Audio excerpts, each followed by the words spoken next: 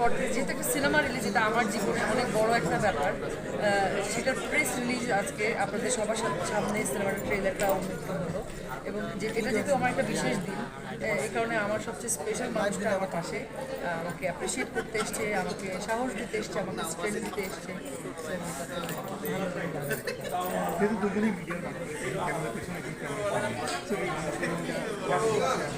কাজের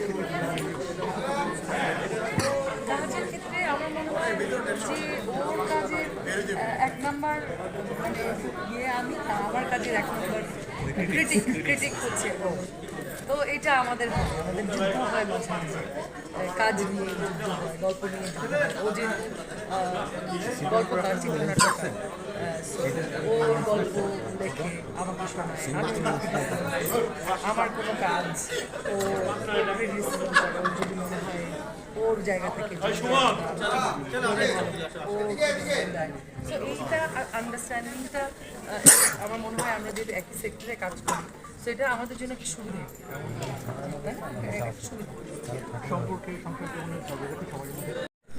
একদমই না, মানে ঝগড়াই করতে চায় না। এবং মানে থাকে না, আমি একটু ঝগড়া টগড়া করবো মাঝে মাঝে, কোমর টোমর বেঁধে নামি, তো ঝগড়া শুরু করার আগেই ও সরি বলে ফেলে। সো আসলে ঝগড়াটা জমে না, আর হাসি দেয়, এই হাসি দিলে ঝামেলা। আচ্ছা, আপনি যখন মানে খুব বেশি রেগে যান, খুব ইচ্ছে করে আমি রেগে গেলে চুপ হয়ে যাই, মানে আমার এক এক সময় রাগের রিয়াকশন এক এক রকম হয়। যখন ট্রমা ট্রিগার হয়ে যায় তখন আমি আউটবার্স্ট হয় আমার অনেক, যদি কোনো ট্রমা ট্রিগার হয়।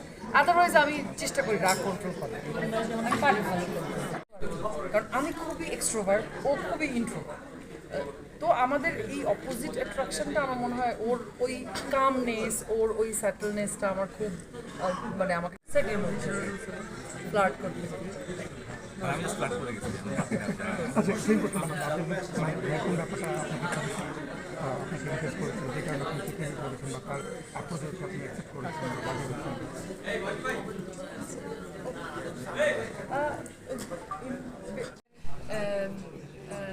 আজকে ও ছিল এখানে, এখনো আছে।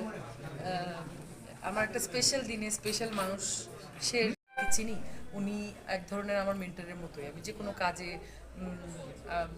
যে কোনো ব্যক্তিগত সমস্যা হলেও রৌনক ভাইয়াকে ফোন করে বা আমি পরামর্শ নিই, আমাকে উনি ভীষণ আদরও করে। রৌনক ভাইয়া আমার একদম শুরু থেকে আজ পর্যন্ত পুরো ট্রান্সফরমেশন দেখে কষ্ট হবে, কারণ আমি সিনিয়রদেরকে শুনতে জানি, যারা যেই কাজে অভিজ্ঞ, মানে যারা অ্যাক্টিংটা ঠিকঠাক পারে বা বহু বছর ধরে অ্যাক্টিংটা চর্চা করে আসছে, অ্যাক্টিংয়ের A to Z মানে গ্রামার সব কিছু জানে, তারা সেটে আছে। সো আমার এক্সট্রা করে মনে হয় না আর কোনো প্রিপারেশন নেওয়া লাগবে।